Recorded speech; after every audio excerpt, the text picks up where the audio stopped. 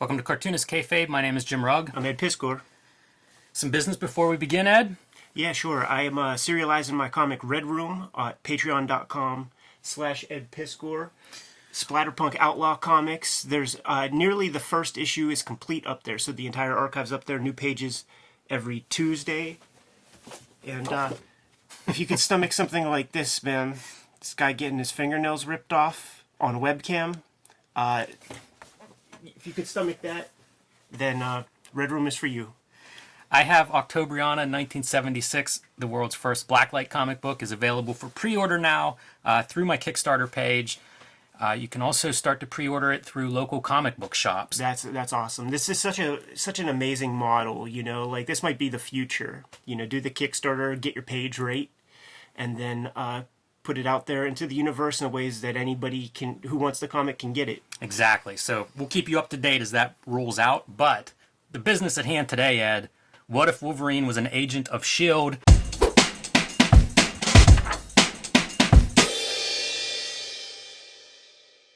We're both big Wolverine fans, but we're much bigger fans of Image Comics. And this is a little bit of an Image prequel. Rob Liefeld and Scott Williams here on the cover with the writer Jim Valentino behind this story. So three big names from the early days of Image Comics here in 1989, 1990, a couple years before Image Comics actually comes together. And this is early Rob Liefeld. We had a shoot interview with Rob Liefeld, and he talked about his associations with Valentino. You know, he's a lone gunman out there in Orange County, and to find another Orange County resident who makes comics. You know, he was looking in the phone book for John Byrne, looking in the phone book for George Perez, but he found Jim Valentino, and they knew each other back in these days, man. This series, What If, Volume 2, I was there when this shit came out, dude, and it was a perfect comic to a kid like me.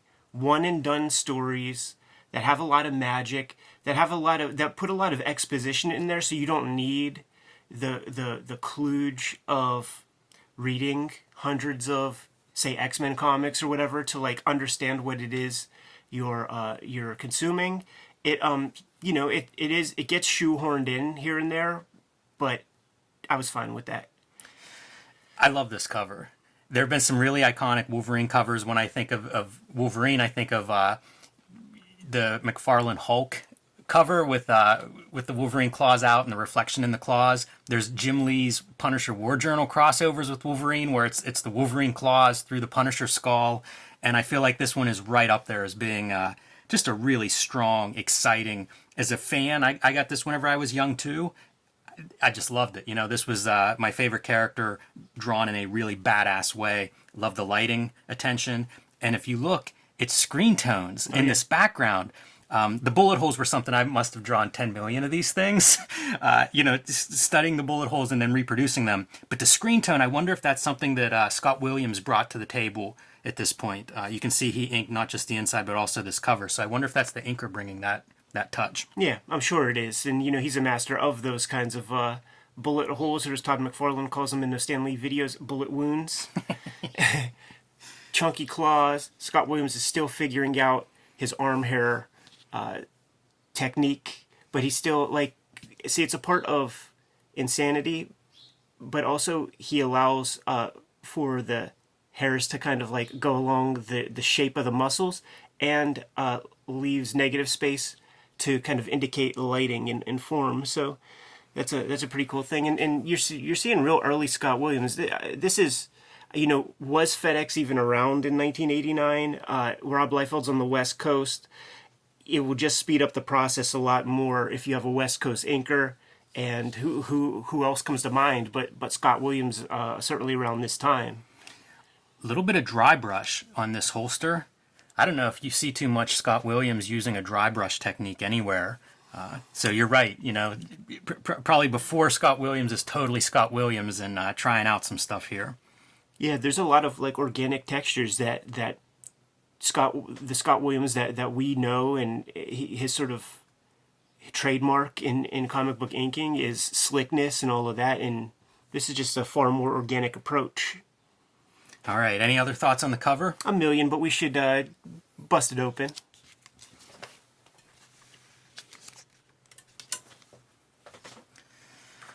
Strong opening page, good Wolverine. What stood out to me going back through this is how much Rob Liefeld has evolved as an artist. Even in the first couple of years at Marvel, if you were to look at from this to say X-Force #1 or 2, or even the end of New Mutants, it's a very different artist than what we have here. And to me, that's a pretty good figure there on Wolverine. Yeah, like this series is, Uatu the Watcher is the Crypt Keeper of What If. So you got to get the intro. This is standard operating procedure in What If Volume 2.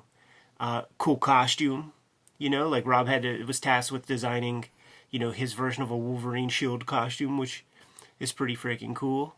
Reminds me a lot of the Jim Lee X-Men costumes whenever he would redesign the X-Men towards the end of Uncanny, and it was that navy blue and yellow, but a lot of these kind of belts, that would be trimmed in yellow. Some similarities there. Yeah.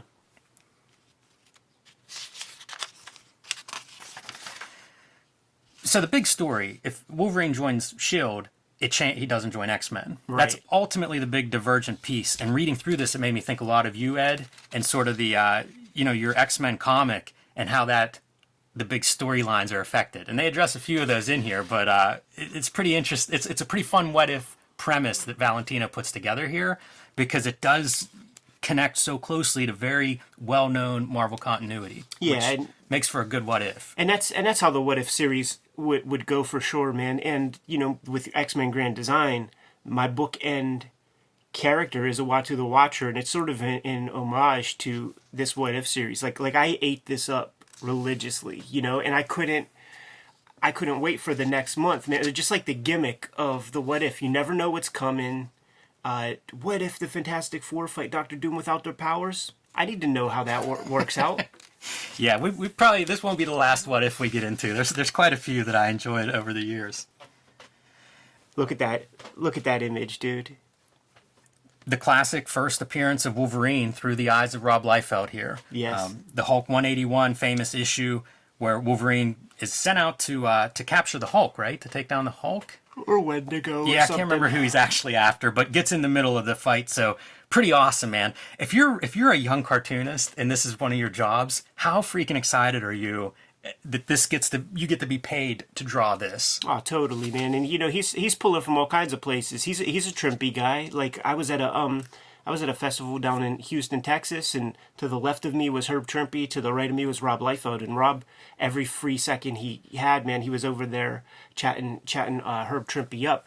But this is like a McFarlane Hulk. Yeah, if you colored that face gray, it would totally fit in with the McFarlane run. And to that Rob Liefeld, Herb Trimpe thing, I would add, the back of the interview we did with him, you see his spinner rack, and it's a bunch of old Hulk issues. So probably quite a few Herb Trimpes on that spinner rack. I don't recognize the colorist here is a Tom Vincent, who I don't know that name. So if anything stands out color-wise, that's who to ascribe that to. So basically, in this reality, Nick Fury comes calling and offers Wolverine a job. He has a very big problem at S.H.I.E.L.D. of these robots that have infiltrated S.H.I.E.L.D. and Fury can't really detect them, at least not efficiently, and so he wants to bring Wolverine in to basically sniff out these imposters. Yeah, it's a great kind of premise, man. Like, cause you got to have some MacGuffin to get him up there, man, and that's as good as anything, man. The S.H.I.E.L.D. helicarrier.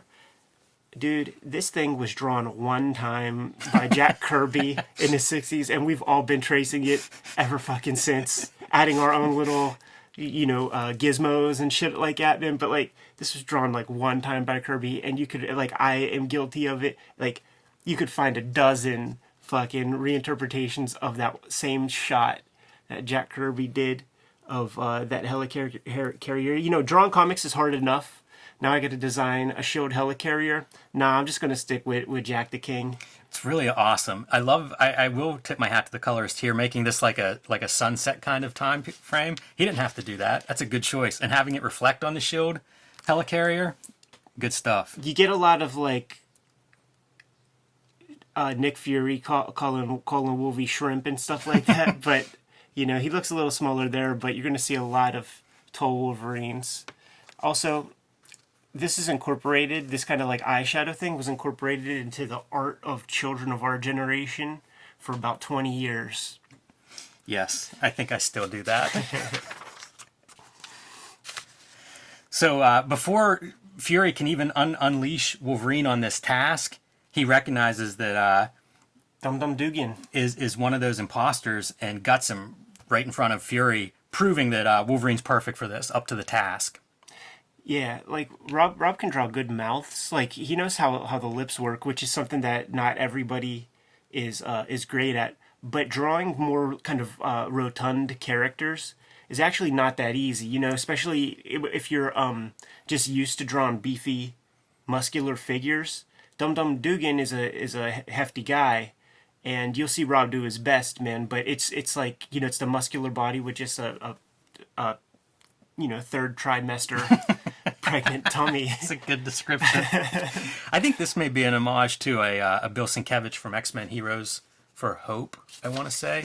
I could be off on that, but it feels similar to definitely a Wolverine that I've seen like that, where he's face is all in shadow, kind of in the beast mode. Good stuff, though, man. He draws several good shots of Wolverine throughout this issue. At least the kind of stuff I would have been excited for whenever I was 12. Jim Valentino does the breakdowns. And I would say that there's storytelling bits in here, and we'll certainly call them out, where it's the best flowing Rob Liefeld comics. Like, you know, I know every page Rob Liefeld drew from this period until, you know, the end of Youngblood or whatever. It has some of the best storytelling flow, and this is really great. Like, you know, when you talk about breakdowns, it could be as simple as bubbles where the characters are.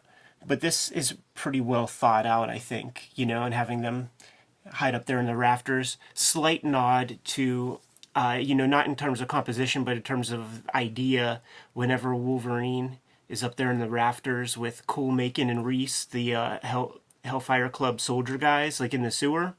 That's kind of like that kind of energy, man, just like creeping around in the shadows. I had a hard time interpreting that whenever I first reread this. It's unfortunately not. Are those too... rats up there? Like, what is this? But I do love the foreground part. Like, it really does create that depth, and it's a cool idea. Yeah, like, who knows what Valentino's sketches look like? But if you were tasked with that and you saw what he's getting at, you would definitely. I mean, Wolverine has an iconic silhouette. You pull the head up, you have the two mask pieces showing even in silhouette, and then it immediately becomes clear what you're looking at. I love directional devices. So the first one is this, right? It's this arrow that just points very hard right to Wolverine, and then you see the next one is like this another black arrow that points right to the next panel. Good stuff. This panel works well for me too, of just Black Widow and Wolverine heading into battle. Totally straightforward. It's that overhead shot that we've talked about. Young Cartoonist. That's a tempting shot because it has so much information, but it's hard to do that overhead looking down shot. I think they pull it off here really well. Yeah, he does that a lot around this era as well. And maybe Rob still continues to do that, but it creates like with the background, how it's still just, you know, you tape down your Bristol board, and then you have a T-square, and it's all like 90-degree angles. So carrying on the background information with that is. That could be dicey, you know, like I think he does a good job making sure there's no tangents or anything like that. Yeah. Another good Wolverine shot there too. A lot of good ones. Great action sequence.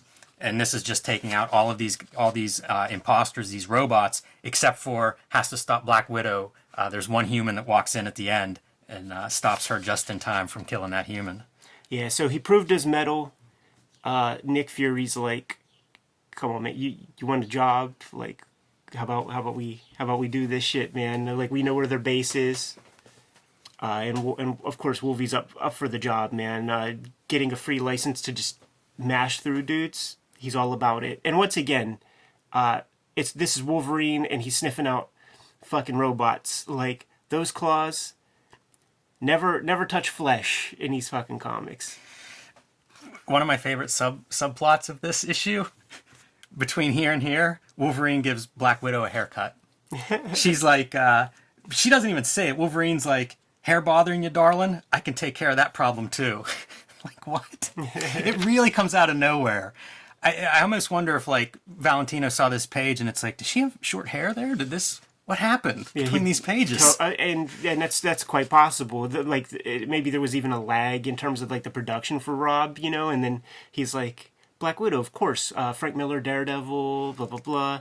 And then just started rocking. It's pretty funny. Yeah.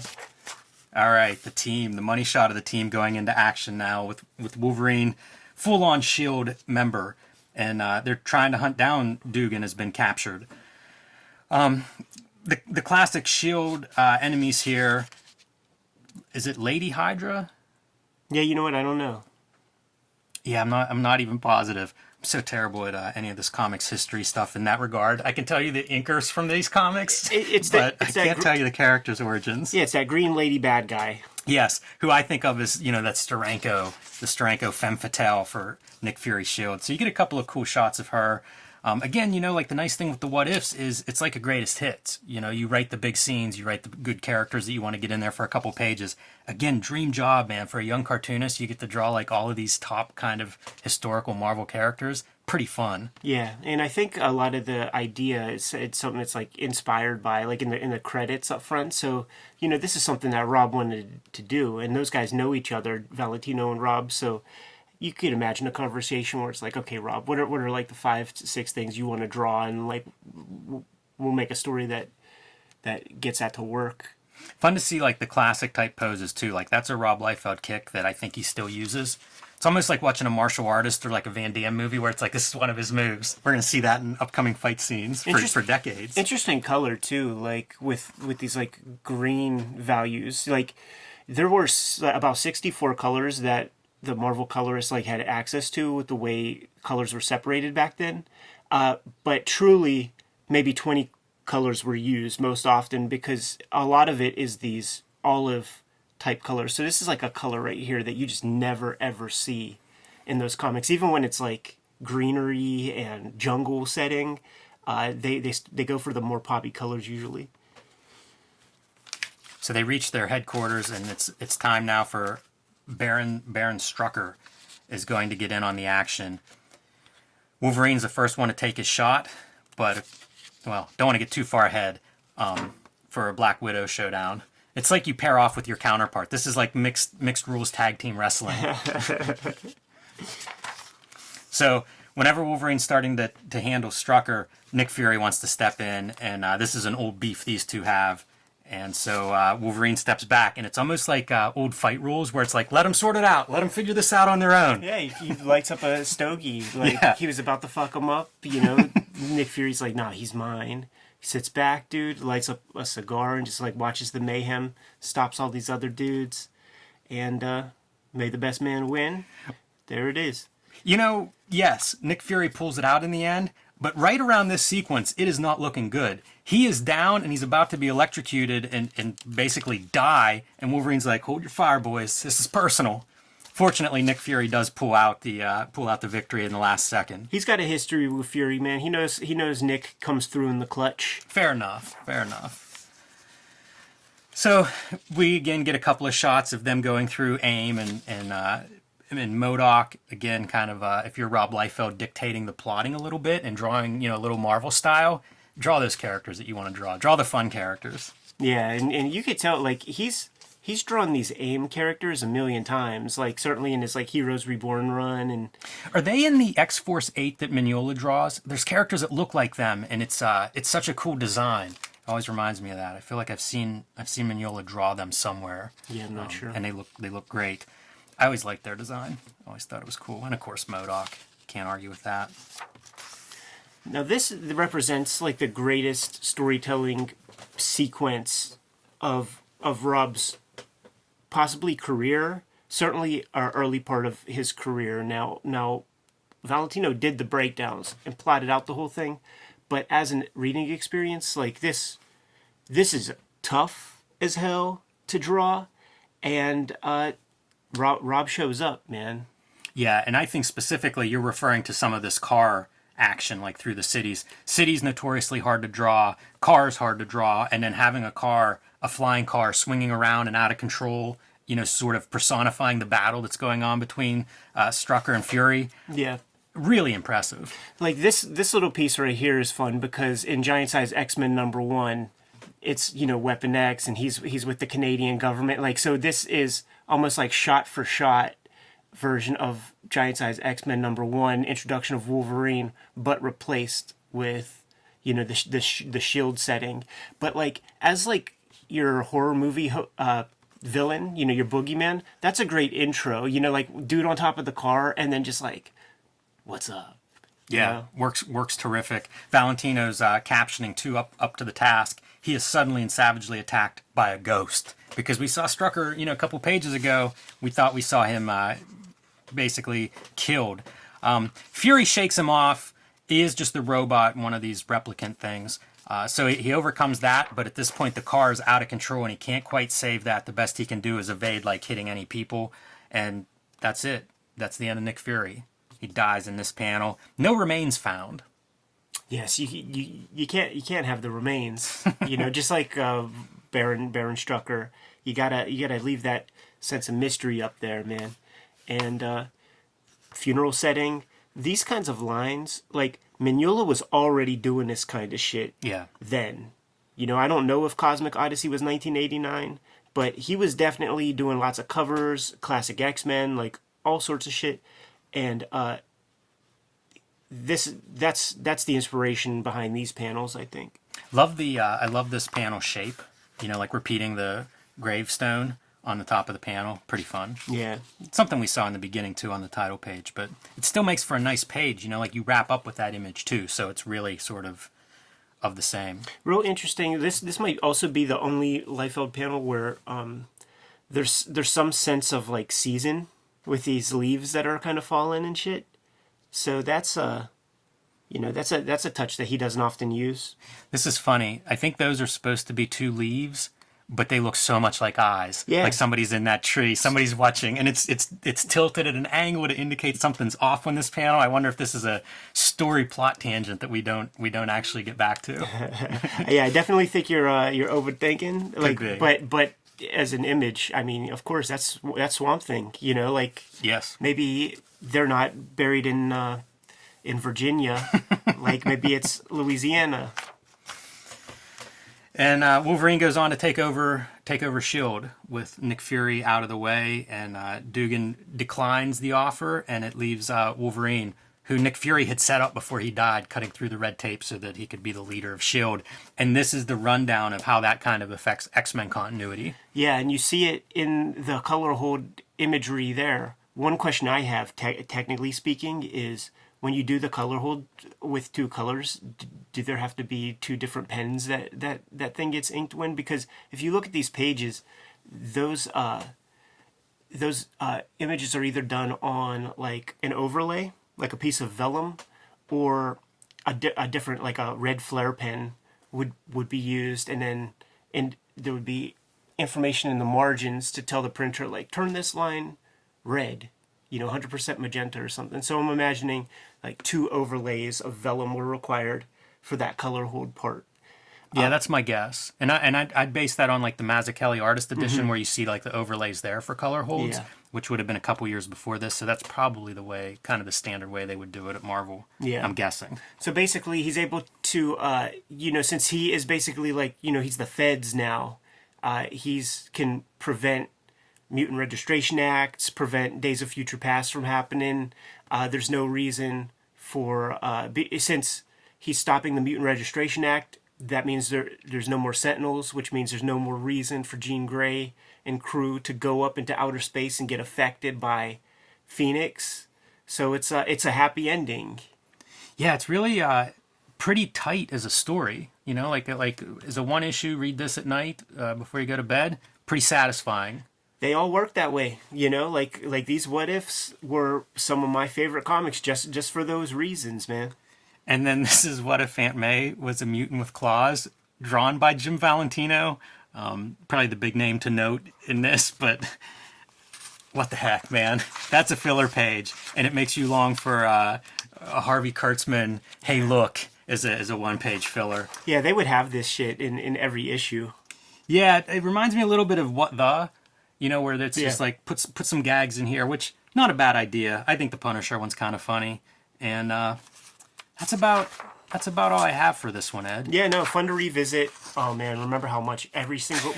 These things suck so bad we in each hindsight. had probably 5 of these. Yes. And they are beyond shit. You Yes. know, like what would happen, to the younger viewers out there, what would happen is during summertime, mom and dad would take off a week of work and then you would go on vacation and if you ain't flying, you're driving and mom and dad want you to shut the fuck up. So you're going to go to Kmart and there will be a wall of these. There might be 50 or 100 of them and it's every popular game, but they're all the same and they don't work and you can't do anything and you don't even know if you're winning. Right? Like they're lousy, yeah, for sure. Unbelievable that we bought into that shit. But the only reason it was able to proliferate, I think, is because like our parents looked at it and was like, okay, it's like a cheap Game Boy, and they never looked at it, like they never gave it a shot. Like my parents never had one in hand, man. So they just assumed that they're hooking you up with like a cheap Game Boy, and it costs what it costs because it's only one game, But it's garbage. Yeah, lousy. Also, they had good name recognition, like Double Dragon. I remember loving that in the arcade. And Jordan versus Bird, like they A-list kind of titles at least. Yeah.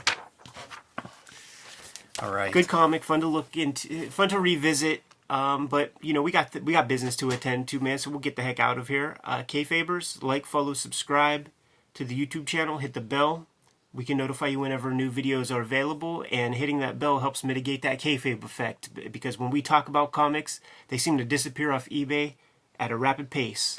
You can subscribe to the Cartoonist Kayfabe e-newsletter at the links below this video. You can also pick up Cartoonist Kayfabe merch and t-shirts at the links below this video. Jimmy, I have an artist edition that has this cover reprinted in pristine high def. Let's go look at that thing, man. Give these guys their marching orders. Read more comics.